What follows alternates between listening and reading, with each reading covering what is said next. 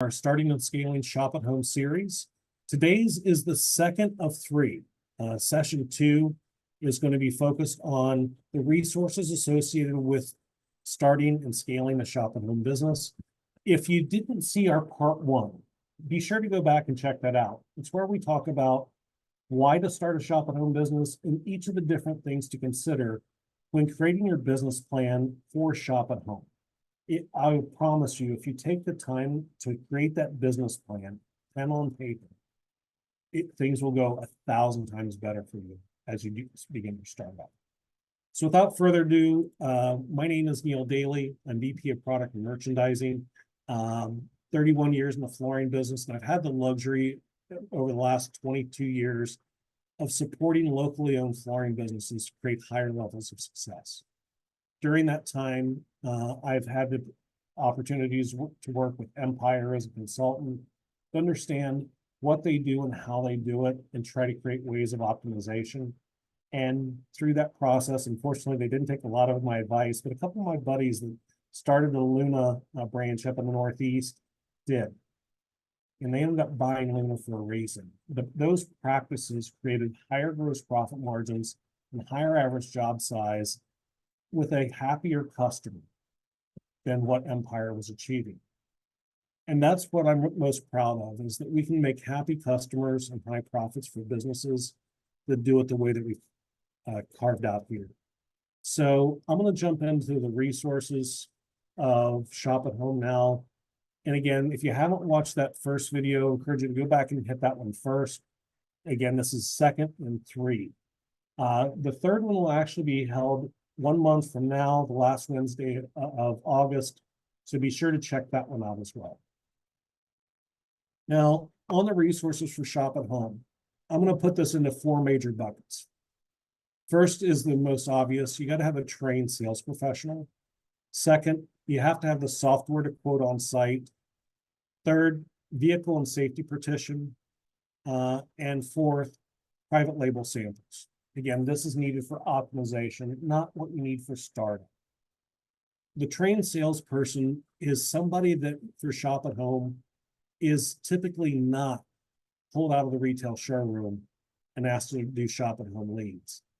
Retail is such a different user experience than Shop at Home.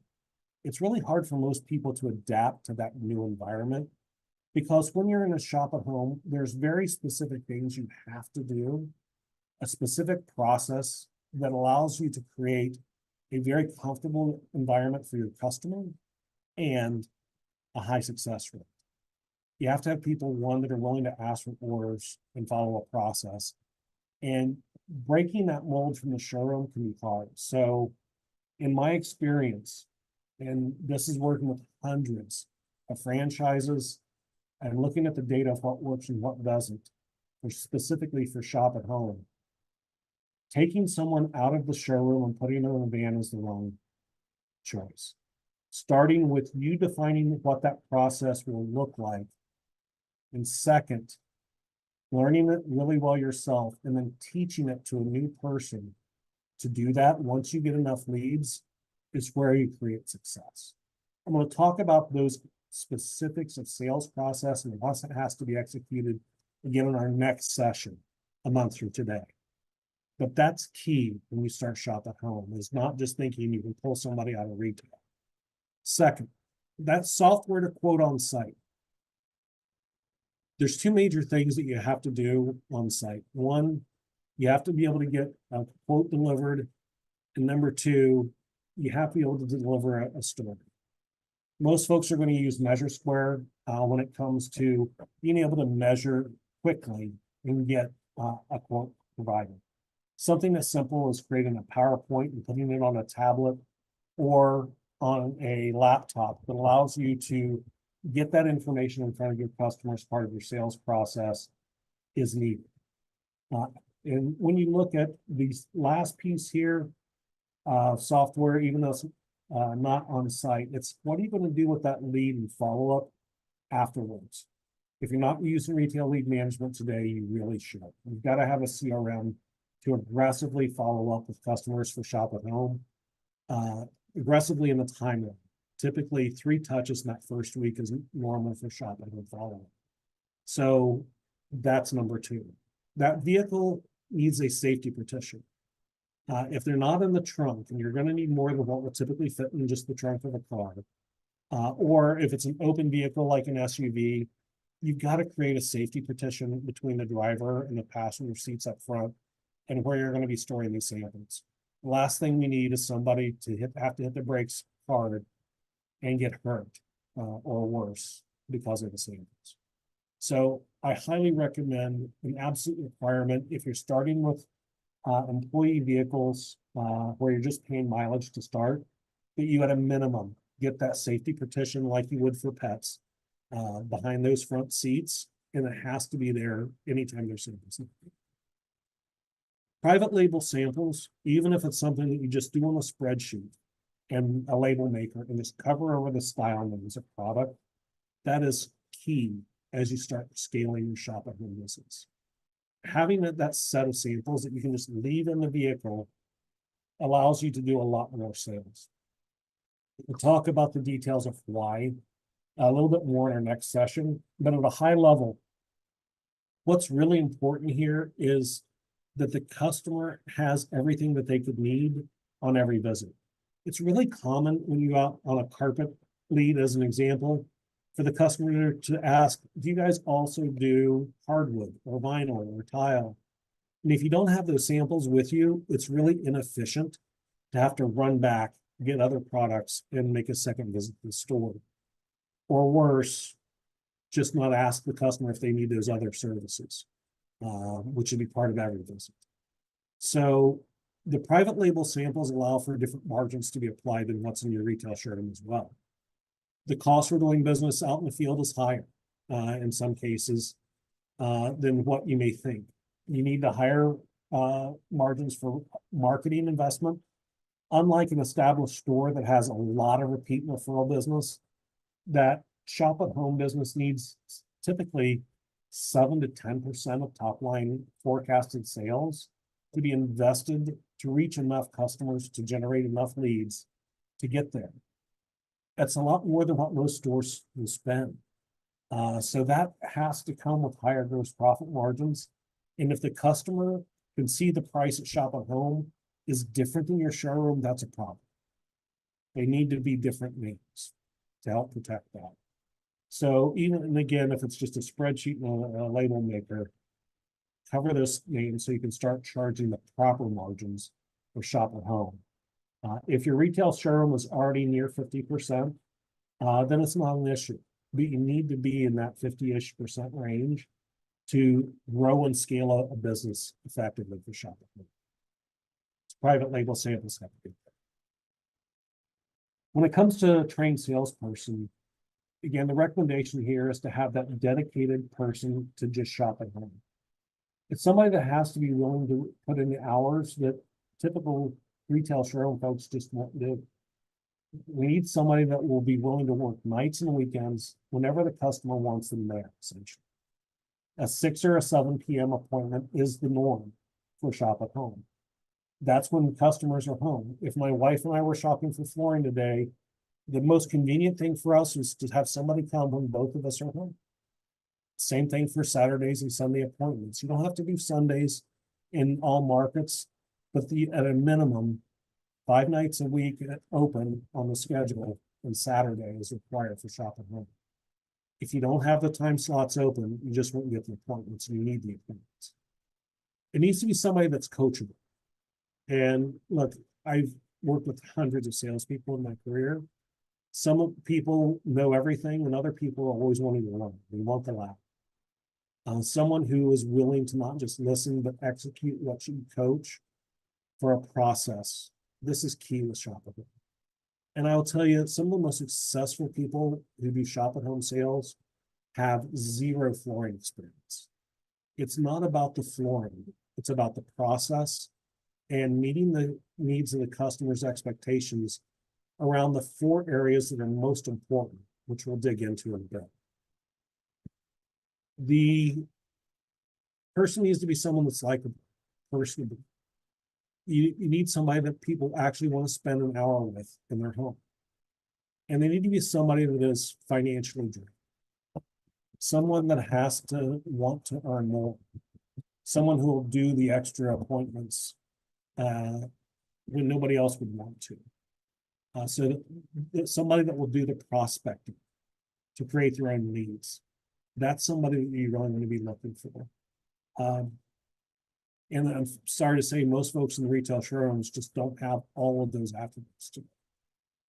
So look at hiring somebody specifically for this. My first recommendation is do it yourself. As a GM or an owner of the business, you running those shop at home leads does a couple of things. One, it allows you to clearly work within creating your own sales process. Once you've got a sales process built that you want led amongst your team, it's really easy for you to coach it. The easiest way to train a salesperson is ride-alongs, meaning you're in the driver's seat and they watch you do it for a week. And then they start going pieces of it. And then they eventually, a couple weeks in, start doing the whole presentation, and you're there as an observer and coaching and training and working on improvement. And then you let them go on their own for a while. And then after a month, you jump back in the vehicle with them and you do a couple appointments with them for coaching. This active leadership of your sales team is what all great businesses do, without exception. So that's where the coachability has to come from. And you have to be able to be that coach. If not, we need a GM dedicated to this that can. For the software, again, you need to be able to do a measure. Measure Square is what most folks are going to use for that. Highly recommended. It's not a software that we sell. It's a third-party software, but it works really well, and it's not expensive. You need to be able to tell the company story. All the reasons why the customer should put trust in your business versus the competition. This is important. Most of us never talk about the company story, that we're fully insured, in the areas where it's required that we're licensed, that we're going to do the right things for the customer when they're in their home and they don't have to worry about it. That when they give us the deposit, we're actually going to show up. Those things are really important to your process in the home, because you're going to be asking that customer for thousands and thousands of dollars.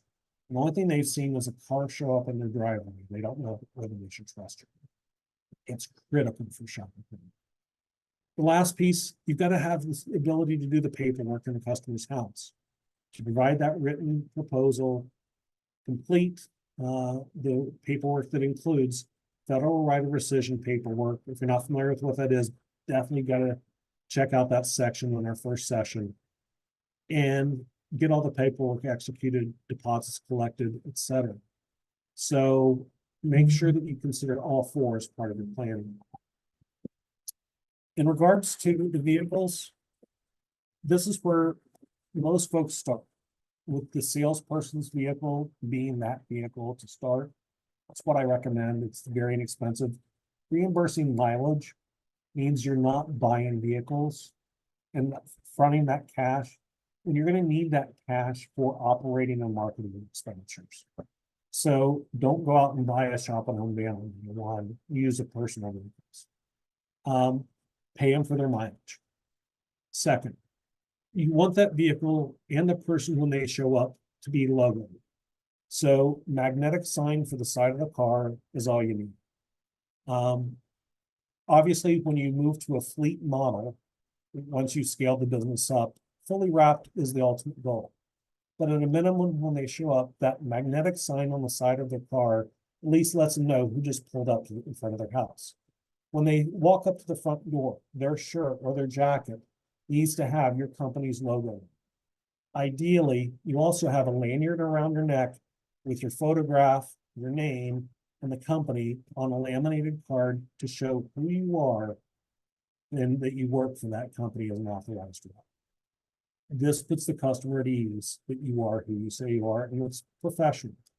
If you show up in t-shirt and jeans, you're just like every other contractor that's going to put a question of risk in that customer's mind, versus someone that just shows up in a polo and khakis with the proper logo on it is a game changer. So that impression matters. It also allows you to capture a higher average job size, believe it or not, because customers will pay more and pay a premium to work with a company that they believe is a more professional experience. You need a safety partition in the vehicle. I know I'm going to beat this one to death, as well as keeping the vehicles within proper safety weights. Safety of your people in the field are critical. There's things in the vehicle that is going to be a distraction to them when they're operating remotely. Don't let samples be a safety issue through weight or through that fast stopping. The samples themselves is something that we need to talk about regarding private labeling.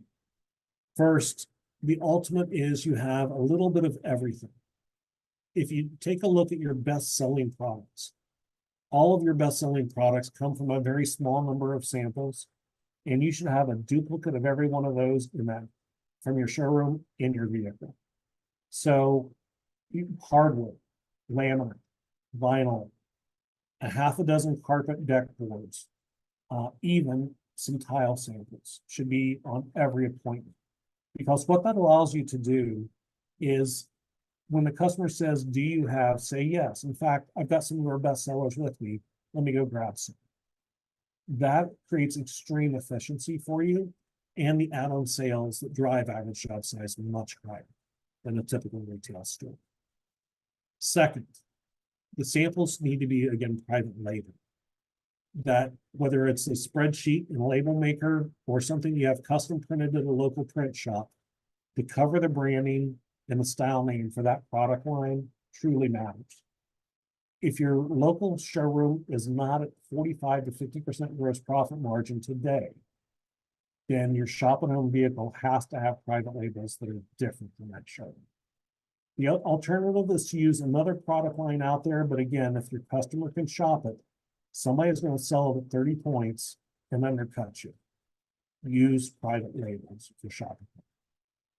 And last, when you look at how the samples are leveraged for shop at home, consider how easy it is for that salesperson to bring them into the home.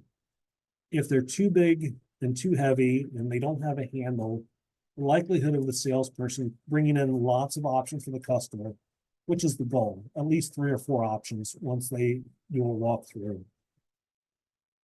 They're going to bring in 1 or 2 instead, just because it's easier than one. So think about the actual tactic of putting easy to carry samples into your vehicles as part of your plan. When you do these things, being that you carry all 5 categories in your vehicle and you have a private label attached to them, 2 things happen. Your average sale goes up substantially, and second, so does your profit margins. In fact, the numbers show the typical business will be about a 15% increase in average job size over what the retail store does when you look at shop at home. A portion of that, of course, comes from the gross profit margin being higher as well.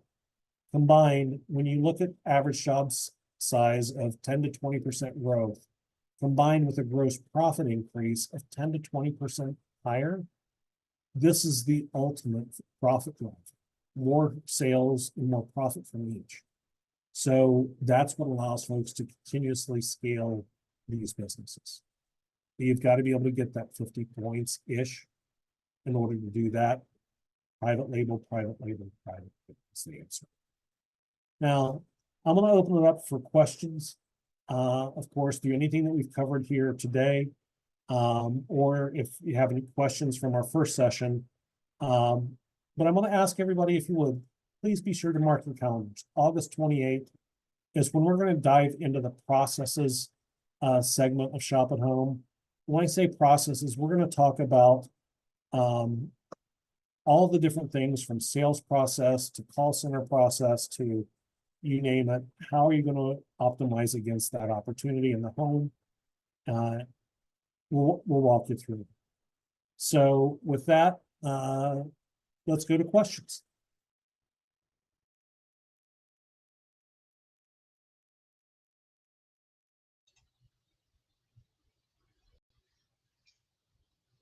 All right. Well, thanks again, everybody, for taking the time to join our session today. Uh, MC is helping me host today, and MC, if you could be so kind as to pop up some of the questions that we've got, um, we'll jump right in. If you haven't already done so, we encourage you in the chat, go ahead and drop your questions there, and we'll answer questions as long as you guys have them. So the first question that came in: is there a specific vehicle you would recommend for a shop at home van? Well, that's a tough one. I can tell you that I don't want to jinx anybody in this, but there was really only two that we found viable when we did our research. The Nissan NV2000 and the Ford Transit Connect. We ended up going with the Fords because they were affordable, low cost of ownership and repair, had the commercial weight capacity, suspension, braking, everything that was needed to carry that large, heavy weight of samples. When you build a shop at home van the right way, you're going to have tons of excuse me, samples, which means way more weight than you'll typically have in a typical vehicle like the minivans that I've seen a lot of folks use. As long as you keep the weight really low, a used minivan is a great option. But if you're going to do it with a racking system that allows for that van to be just completely full, Ford Transit Connect is choice one. The NV2000 is choice two. The NV2000 is pretty weak from a horsepower standpoint. When you get it fully loaded up, you may find it is really lagging when you're trying to merge into traffic, especially in urban areas where you need that little extra oomph to get up to speed. The Ford's definitely better power. We looked at the Mercedes Sprinters, the baby Sprinters, just way too expensive to buy and maintain in comparison to the Fords that are a fraction of the cost. So that's the one that I would highly recommend. Again, buy them used. Start out inexpensive, as inexpensive as you could possibly get. Until you get it up and have it really scaled. There's lots of companies that do leasing programs as well for fleet leasing. Once you get your business scaled, that makes that quite affordable. And I'm not a tax specialist, but everybody that we've worked with said there's distinct advantages for leasing the vehicle. So talk to your tax attorney to see what's going to be the best choice there from a financial standpoint as well, so that you can get your best write-off. All right, MC, did we have another question? Ooh, where do you find shop and home sales reps? Everywhere is my answer, but finding great ones is not easy. Um, some of our best hires, again, had no flooring background whatsoever. It was folks that already had experience in home sales. So folks that did roofing, siding, gutter sales has been highly effective for us because they're used to working the hours and going into people's homes. Um, Literally, is if there's anybody that works in the service industry, another great resource. Servers work the hours, the nights and the weekends. They're used to being pleasant with customers, even when folks aren't always pleasant, even when you're in the home. So that's where I would start. Try to scout people from other shop at home businesses and service industry. Again, it's about finding the person, the personality, not so much this flooring experience, because we can teach somebody flooring in a few weeks how to estimate. That's the easy part of what we do. It's that coachability, the willingness to do the hours and the effort that I'd look for first, and be very transparent with people. If you tell folks you're not going to get home until some cases 9 o'clock at night, multiple nights during the week, and we're going to need you on Saturdays. What a lot of folks have done is saying you're going to have Sunday and Monday off, but we're going to need you Tuesday through Friday night and on Saturday. Being transparent up on the front end of that makes everybody's life easier on the back end. Got a question in from TF. MC, if you could pull that one up for me. The question was about the private label samples. How do we explain if the customer complains that if we would have known when the boxes arrive, it'd be a brand? I don't think you need to change the brand. The key here is that you're changing the style name and ideally the color name for the product line. You don't necessarily have to change the brand name. It's way easier if you do it that way for shop at home, because to your point, if you're buying a popular brand of product and the customer sees that brand show up for hardwood for acclimation as an example, you run into that issue. But making it so that they can't Google search it and find it at pennies above your cost on an e-commerce platform, or having that style and color name given to your competitor, who will again undercut the margins dramatically given the opportunity, is the goal.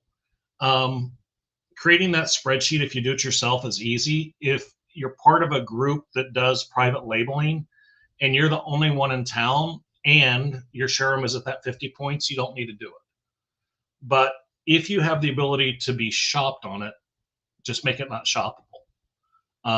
Style and color names masked allows you to get there. And if you choose to completely private label and conceal the brand name as part of your process, a lot of companies that do shop at home on large scale do exactly that for that extra layer of protection. Two things that seem to work in that scenario. Number one, if you tell the customer that you source your materials from the best manufacturers around the country, and put your brand name on it as an example. Empire has Empire on all of their products, not manufacturer names in most markets. So if they just have the Empire brand on it as an example, people know Empire doesn't make flooring, or most people don't. So there's different ways you can approach that. Some folks will also put the manufacturer, once they've made the sale, as part of their customer contract. So as an example, they'll put style XYZ by, and then put the manufacturer's name. Once you've captured the sale and you're doing the paperwork, there's no reason to try to mask the manufacturer at that point. So both of those things combined seems to be a winner. We got a question from Ricky. Let's go ahead and pull that one up as well. I'm starting out. Can you recommend any systems and processes I should use my residential shop at home?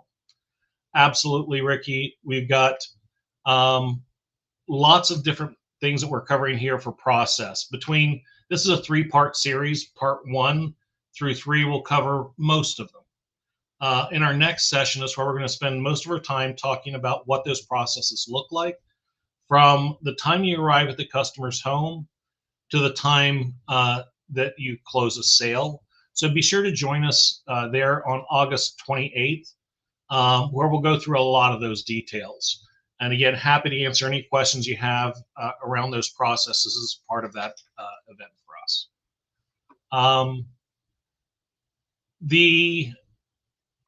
There was a question from Bob that says find white box products. I think he means find white box products. I agree. If you have a manufacturer that you work with that does no branding on the boxes, those work really well for shop at home. Again, just because it makes it harder for the customer to shop it from one company to another. You'll find these very commonly from distributors.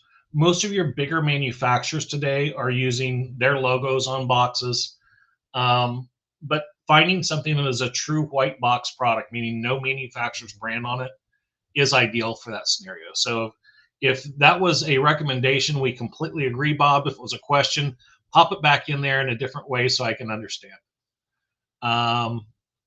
in the chat. And I don't see any other questions coming up in chat. I just want to give folks another minute here. And while we're doing that, again, just thank you for taking the time to invest in yourself and learning. It matters because the people who invest in their own learning also push that same ideal into the people that they train, and the importance of that. So thank you for being a part of the session today. Unless there's any other questions, we're going to call it a wrap. And again, we look forward to seeing you on August 28th, our session about processes. If you didn't have the chance to watch our first session, certainly want to encourage you to take a peek at that one as well. And we're going to include links, of course. If you go into the YouTube channel for Broadloom, again, check out our spelling here in my back, BROADLUME. Go to our YouTube channel. Just do a quick search for Shop at Home, and you'll see our first session. That's where this will also be hosted shortly. And we'll get the session 3 posted right after our August 28th date. Looks like we got one more question that came in from TF. Wouldn't the customer be concerned if the product is not shoppable? Can we not find it anywhere else? It's a great question. When working with Shop at Home, and I'll even go broader, sales in general, there's always going to be that small percentage of customers that are completely engineer mentality, researches everything 100 different ways. We're not going to win them all. Our practices that we're coaching here is designed to solve the 80%. Because if we solve the 80% opportunity, the bulk of the people that won't be an issue with, that allows us, again, to have the highest close rate, highest gross profit margin, and more profits going into the bank. That small percentage of customers that are going to try to Google it and not find it, that's typically not a non-issue if everything else checked the boxes. They believe in your company to be the right company to do business with. After spending a little time with you in their home, they have some trust in you that you're going to execute for them in the services that you need. They like the product. They can afford the product. If all 4 of those things come together, your likelihood of closing a sale goes way up. It becomes much less about product than the confidence that they're going to give you thousands of dollars and you're going to do a good job for them. You've got to be able to present the product as part of your presentation. Again, we'll talk about that in our next session, that it's a quality product and show quality products, obviously, but make sure that that's part of your process at home of explaining what you use and why you use it for product.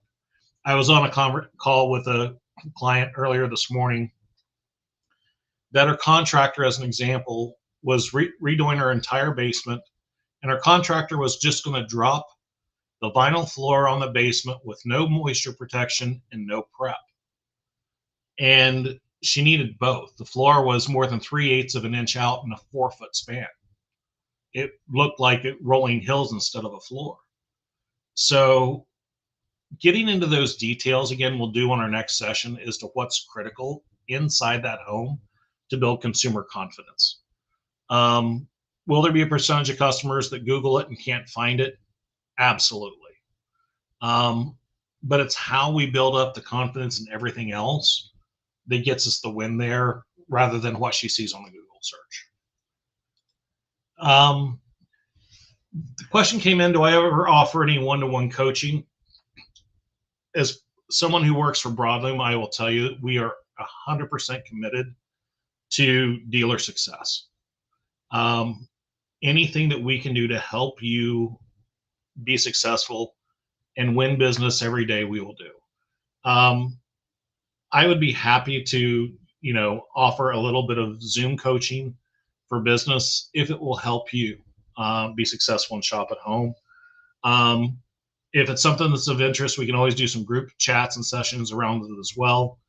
My email address is my name, neil.daley@broadloom.com. You'll see it on the screen here. Thank you, MC. That is magical that you did it that quick. And shoot me an email. I'll help where I can. Obviously, I've got responsibilities for lots of other things. I can't do it full time for a one-to-one thing, but happy to answer any questions I can for you. So with that, again, unless there's any other questions, again, thanks. Sure appreciate you taking the time to learn a little bit more about Shop at Home. It's something that I think can be a huge help for businesses today with a tighter market, less customers in market, getting every dollar out of every sale that we could possibly get, and while still doing it, with proper margins. I'm not saying rip people off, obviously, but if we can get 50 points out of more customers and take great care of them, they're going to be loyal, happy customers that refer us, and it'll keep our businesses strong during this lull in business. So any way I can help, folks, please let me know. And with that, we'll call it a wrap for today. And I hope you all join us on August 28th for our processing session, where we'll make lots of recommendations on how to succeed in the home and after. Thanks again, everybody, for